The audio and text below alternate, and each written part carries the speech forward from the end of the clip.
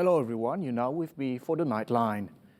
The budget 2021 was passed with a majority voice vote after attempts by several MPs to initiate block voting failed when only 13 MPs stood up, less than the required 15. The supply bill was approved at the policy stage in Dewan Rakyat today after 2 weeks of debate and 4 days of winding up sessions by the relevant ministers. Muhyiddin said the backing for the nation's biggest and most important budget will now allow the government to implement next year's spending plans in an orderly and smooth manner. The Employees Provident Fund i-Sinar facility is now open to all EPF contributors whose income has been affected by the COVID-19 pandemic. The maximum amount that can be taken out has been raised from 9,000 ringgit to 10,000 ringgit. Finance Minister Tengku Datuk Sri Zafrul Abdulaziz said i-Sinar is now open to more than 8 million EPF members compared with only 2 million previously.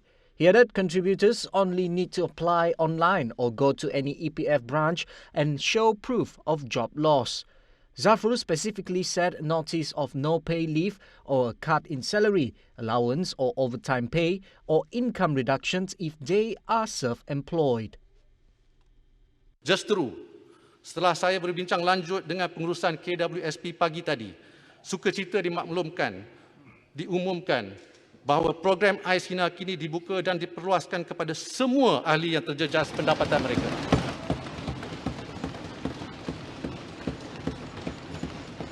Terima kasih Menteri.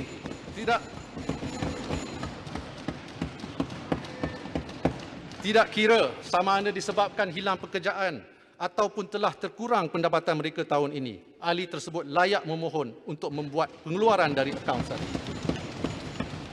Tanpa mengira sama ada ahli tersebut bekerja sektor formal atau bekerja sendiri, tanpa mengira ahli aktif mencarum atau tidak, selagi terjejas pendapatan dengan ketara, bolehlah mengeluarkan simpanan dari akaun satu. Prime Minister Tan Sri Muhyiddin Yassin said the approved budget 2021 is a testimony of the members of Parliament's MPs' maturity in prioritising the welfare, safety and well-being of the people over other matters. Muhyiddin said the backing for the nation's biggest and most important budget will now allow the government to implement next year's spending plans in an orderly and smooth manner. The national budget passed in Dewan Rakyat hours ago is a proof of support for the government under the leadership of Tan Sri Muhyiddin Yassin. Speaking from the view of a legal practitioner, Shankar Ramasnani said the voice of the people is also heard in ensuring the approval of the budget for the well-being of all parties, especially when the country is facing the COVID-19 pandemic. While for the context of Sarawak, Shankar described this as a bright opportunity to strengthen the journey in the struggle to fight the state's right in the Malaysia Agreement 1963. You see, if a budget is not approved, it will affect the whole country. But with the budget being approved today, it is a show of strength in support of the Right Honourable Prime Minister Tan Sri, who still commands majority support, which is good for the country. But for Sarawak, we definitely may have to ask for more. We have to assert our rights. So the MA 63, the whole review of the whole thing has to be expedited. So it is not that we are asking for more during these difficult times, but we are asking for our right under Malaysia Agreement. That is all. Welcome back. Good news for Kuchingites, whereby the Conditional Movement Control Order CMCO will be lifted, effective at 11:59 p.m. November 27. This was made in view of the district being classified as an orange zone yesterday, November 25th, after recording only 30 cases in the past 14 days, below the red zone threshold of 40 cases. For Dominica, move to extend the order is viewed as reasonable, whereas once the order is lifted, the fear of having reoccurrence of surge in COVID-19 cases. Aku setuju nanti PKBB tu ya dilanjutkan laban kami kat ngaso kita punya okey gak degree kita okey takut banyak masalah nanti nyemak ya makin ditamatkan so kita terpaksa ngaso KBB tu ya dilanjutkan biaya reda memet. Okay, pada pendapat saya PKPB ini adalah lebih baik dilanjutkan sebab bila dilanjutkan kita pun aktiviti ekonomi masih dapat diteruskan, masih berjalan seperti biasa dan sekarang masih ada peningkatan kes. Tidak salahlah PKPB ini dilanjutkan. However, Deng Yuan expresses the opposite, saying that with the extension of the CMCO, she will be faced with difficulties in acquiring her basic needs. 就觉得很不想继续 CMCO， 因为现在很多地方10点就已经关门了，然后有时候我们又10点才放工，就会变成来不及啊，要买东西全部都来不及，所以觉得很不方便，就不想要继续 CMCO。Malaysia is one of China's least to be given priority to receive the COVID-19 vaccine and is scheduled for distribution to Malaysia soon. Tan Sri Muhyiddin Yassin in his Facebook post said the assurance was conveyed to him by the Republic of China's outgoing ambassador to Malaysia, Bai Tian, farewell visit at Parliament yesterday. Muhyiddin said Malaysia had also expressed appreciation for the commitment met by the Chinese government on the matter. Meanwhile, Muhyiddin also expressed the government's appreciation for Bai Tian's contribution in bringing Malaysia-China bilateral relations. Apart from that, Muhyiddin said the government of the Republic of China also congratulated Malaysia as the host of the Asia-Pacific Economic Cooperation Summit, APEC. It saw the declarations of the Kuala Lumpur and the launch of the Putrajaya Vision 2040. Muhyiddin said the Kuala Lumpur Declaration and the launch of the Putrajaya Vision 2040 would be a new aspiration for the APEC community to ensure regional economic growth over the next 20 years. The Health Ministry is prepared to absorb more contract healthcare workers as permanent staffs based on available vacancies and new positions. Its Minister Dr. Anham Baba said the Health Ministry is continuously trying to increase the number of specialists in various critical fields. In outlining initiatives to boost the morale of frontliners battling COVID-19, he said the Health Ministry has also given priority for contract staffs from Sabah and Sarawak to be stationed in their home state, with an option for outside placement if their numbers exceed the available vacancies. Dan bagi anak kelahiran Sabah dan Sarawak, KKM telah pun memberi keutamaan sebenarnya kepada mereka untuk dilantik dan mengisi jawatan-jawatan di negeri kelahiran masing-masing, termasuk negeri yang lain, sekiranya jumlah mereka yang berjaya dilantik melebihi daripada jumlah pejawatan di negeri Sabah dan Sarawak. KKM sentiasa berusaha menambah jumlah pakar perubatan KKM, terutama dalam bidang kepakaran kritikal yang sangat diperlukan. He said the ministry, in cooperation with the Higher Education Ministry, is offering 1,200 opportunities for medical officers to further their studies in 23 fields. Aside from that, the ministry is also offering a parallel pathway program in 14 fields of expertise. Overall, he said, 218 million ringgit had been spent between 2017 and 2020 for sponsorships under the Federal Scholarship Program. Minister of Defence Datuk Seri Ismail Sabri Yaakob proposed reviving National Service Training Programme (PLKN), which aims to instill values of patriotism among the Malaysian youth. PLKN was a yearly 3-month program proposed in the year 2003, aiming to train 18 years old drafted throughout the country with modules covering physical, nationality, character building and community services with 85,000 to 95,000 trainers. Some suggested improvements and some challenged its existing practices, whereas some proposed that this plan should not be implemented. This is because the main priority is to restore the country's economy and helping citizens who are affected by the COVID-19 pandemic. Syam Sarbinuddin feels such a program should be implemented to increase the spirit of nationalism among the youth. Jadi bagi kami, it's better. Bukan sebab apa. Kebanyakan negara lain pun melaksanakan ketenteraan macam ya. Salah kita laksanakan balik benda ya. Sebabnya memupuk semangat nasionalisme. Memang better lah dilaksanakan balik. Nak wadahnya membazir duit kerajaan sik juga sebab benda ya memang untuk rakyat masa depan. Reviewing the period of the program, Syam Sarbi added 6 months would be a very good idea. Particularly, many important inputs can be obtained when following the program. 6 months?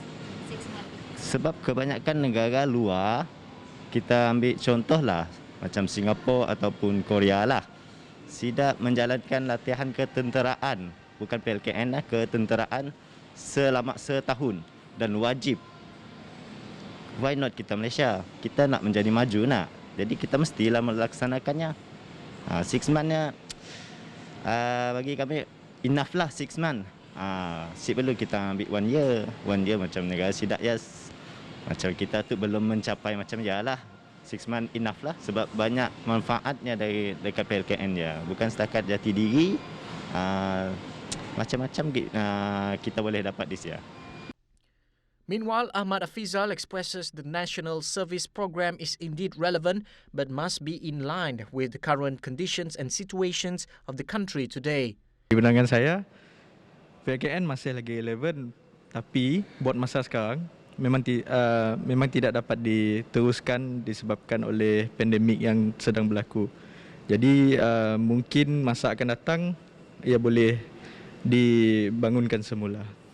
In the past, national service was abolished during the Pakatan Harapan administration for certain reasons, and average expenses also showed it was spending 600 million ringgit a year. National Unity Action Plan PTPN 2021 to 2025 will be reformed in line with the Malaysia's practice in preserving and strengthening the unity in this country. Minister of National Unity, Datuk Halimah Muhammad Sadiq, said the plan is now at the final stage before it is completely ready. According to her, the planned network is a specialised and concrete aimed to continue the national unity agenda.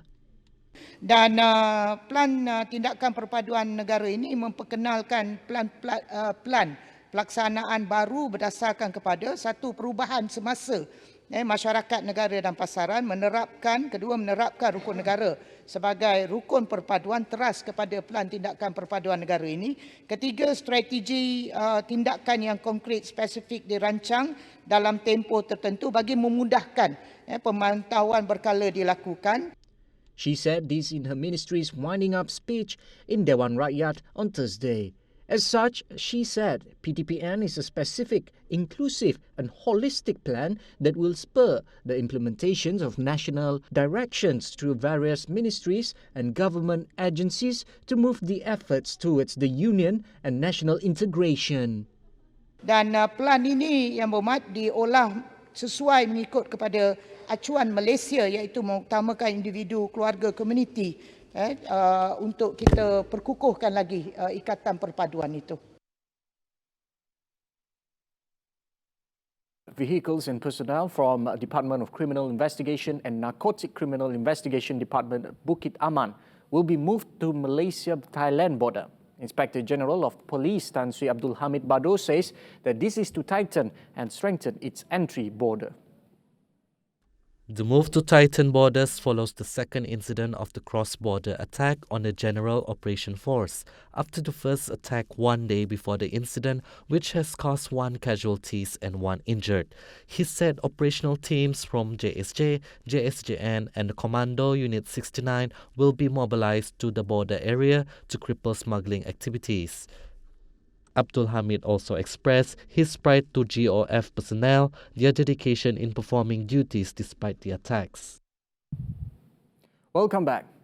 Good news for Kuchingites, whereby the Conditional Movement Control Order CMCO will be lifted, effective at 11:59 p.m. November 27th.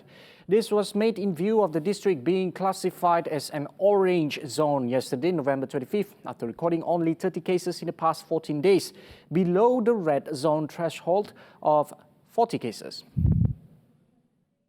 Sarawak Disaster Management Committee SDMC in its daily COVID-19 statement today said Miri and Lawas districts remained classified as yellow zones, while 37 other districts were still green zones. On the number of new COVID-19 cases, the committee said Sarawak recorded 4 new COVID-19 cases in Kuching district, all of which were imported cases. This brings the total number of cases in the state to 1,062. SDMC said 2 of the cases were imported from Sabah, while the other 2 were locals returning from Pontianak, Indonesia. According to SDMC, the 2 locals returning from Kota Kinabalu, Sabah, arrived at the Kuching International Airport on November 25th and were tested positive for the virus on the same day upon screening. Both were asymptomatic. The 2 cases were classified as Import B cases for having been infected in a high-risk area within the country. Meanwhile, the 2 locals returning from Pontianak, Indonesia, who arrived at the Tebadu Immigration, Customs, Quarantine and Security ICQS on November 24th and were tested positive for the virus on the same day upon screening. Both were asymptomatic and have been classified as Import A cases for having been infected overseas. The committee said the health department is currently tracking down all close contacts to the 2 cases. Meanwhile, the committee also recorded 7 new recovery and discharged cases today, 6 from SGH and 1 from Miri Hospital.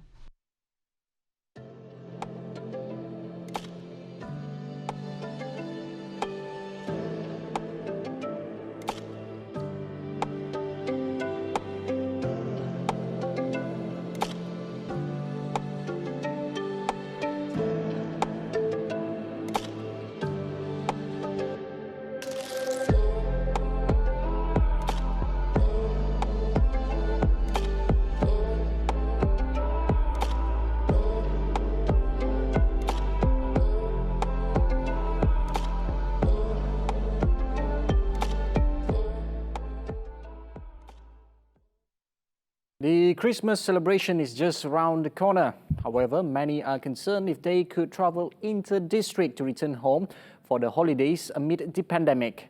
The government stands with the decision to allow the inter-district and interstate travel in green zones for the holiday season. Senior Minister Security Cluster Datuk Seri Ismail Sabri Yaakob stressed that any individuals who wants to travel inter-district or interstate from red zone to green zone should get permission or a travel permit from the Royal Malaysian Police PDRM. Bila bebas PKPB bermakna back to normal lah. Dia kembali kepada PKPB. Cuma back to normal tidak seperti kehidupan seharian biasa dululah. Kerana PKPP masih ada. Akta 342 masih dilaksanakan. Pematuhan SOP masih dikenakan. Tetapi pergerakan negeri, pergerakan rentas daerah adalah dibenarkan seperti biasa. Tidak ada sekatan di dalam negeri-negeri green ni, tidak ada. PKPP. Pahang sebagai contoh, bebas. Nak pergi ke mana pun tidak ada kawalan. Dan kalau nak pergi rentas negeri sekalipun, kalau antara hijau dengan hijau pun dibenarkan. Cuma antara merah dengan hijau, antara negeri PKPB dengan PKPP, itu yang perlu mendapat kebenaran daripada pihak polis. Previously, the government has agreed to lax the domestic travel bubble SOP last Sunday to revitalize domestic tourism industry. However, the government has classified 4 categories of travellers eligible to apply for travel permit. First category is interdistrict travel in the green zone areas. The second category is interstate travel between 2 green zone states.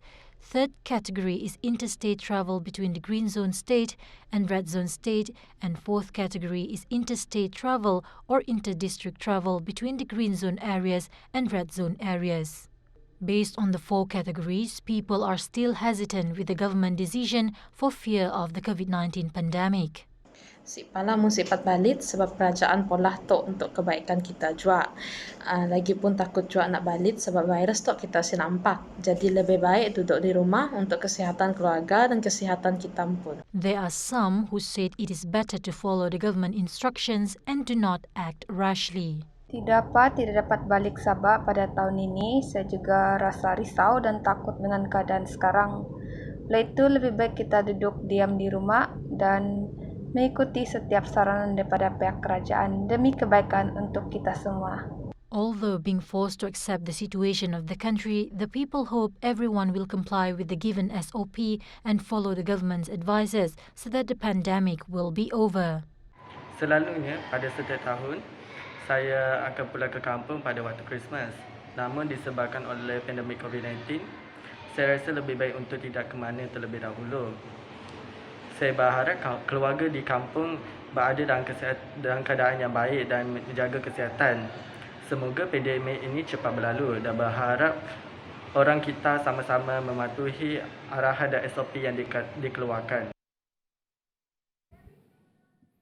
Alright, that's all for me, Ruben Gomez, for the Nightline. Remember, tomorrow 5 p.m, today, 5 p.m, Ushira Abang Manso and Razi Ahmad for the Nightline. Ruben Gomez for the Nightline, anytime, anyway. Thank you.